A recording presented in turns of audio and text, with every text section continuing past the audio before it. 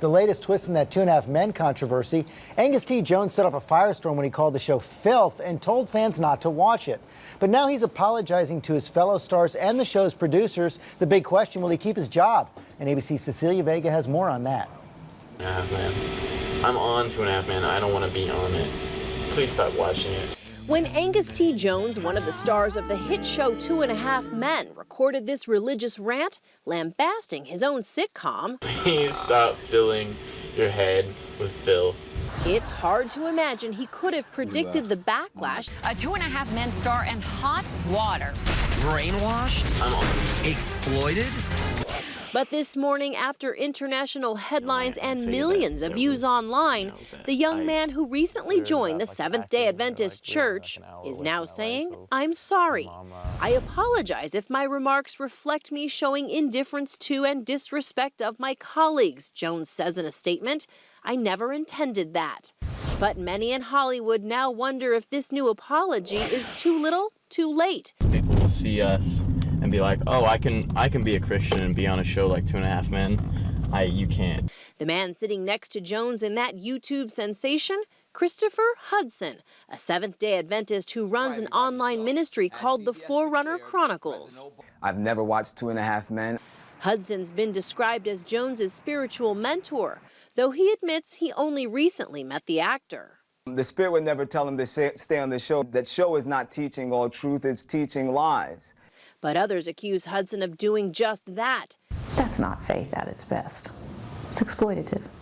Warner Brothers, which produces Two and a Half Men, isn't talking, but one of the former men is. I thought you said he got dumped. Charlie Sheen played Jones's uncle until he was very publicly fired in his own spat with producers last year. Now the star of Anger Management, Sheen is reportedly calling Two and a Half Men cursed, telling ABC News overnight, "My former nephew is welcome at the Good Son Anger Management home anytime." As for Jones's future on Two and a Half Men, he isn't expected to be back on the set until next year. Because while Jones joined a new church, his character Jake went off and joined the Army. Jake? For Good Morning America, Cecilia Vega, ABC News, Los Angeles. And for more now, we are joined by actor Stephen Baldwin. He's been an outspoken proponent of his faith in Hollywood ever since becoming a born-again Christian. Stephen, thanks for being with us. Good morning, Amy. And when you hear what Angus Jones said in that tape piece, and then you see the tremendous backlash he's receiving for speaking out publicly, are you surprised by that reaction? Not really.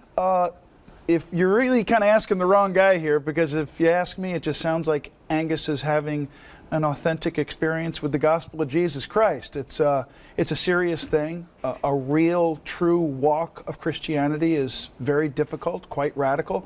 It seems to me he was a young man when he started, and now he's kind of coming into his own, and he's connected with this pastor, and now he's just kind of, it's not what you say, it's how you say it. He's kind of didn't mean to sound the way he did, but I still think it's admirable that he's sticking up for what he believes in. And yet we hear from Angus's mother, who's also spoken out, saying that she fears her son may be, this church may be exploiting him. And specifically, this pastor, his spiritual advisor, Christopher Hudson, has said some fairly controversial things recently. So when you're 19 years old, how do you know, because especially when you're a public figure, that you're not being exploited? Well, I met Angus recently and got to spend a little time with him just within a political scenario, and I think he knows exactly what he's doing. Again, he meant to probably have it come out differently. He didn't want to offend Chuck Lorre or any of the people from the show or be disrespectful, but I think he authentically means what he says, where he finds now, if you hold up the content of his show to the Bible, what he's saying is,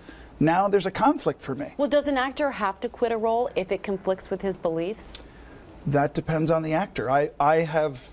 Listen, You've chosen not to take roles. Listen, I'm getting ready to direct 2 or 3 movies next year that are faith-based films. I'm kind of full-blown faith-based right now, and that's just where I'm at in my walk of Christianity. But let me tell you something.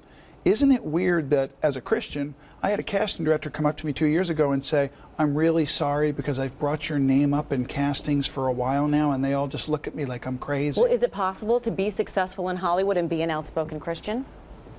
Sure doesn't seem like it, now does it? What advice do you have for Angus? Well, listen, he's in the last season of the show. I think he's being very respectful now. I think he ought to walk his walk and stand up for what he believes in and finish out the season and go about his business. Well, we want to mention, Stephen, that you also work to promote breast cancer research through the Carol M. Baldwin Breast Cancer Research Fund, named for your mother, a breast cancer survivor. So we want to let everyone know that they can learn more about the fund and head to goodmorningamerica.com on Yahoo. Stephen, thanks for being with us and sharing your personal insights. We appreciate it.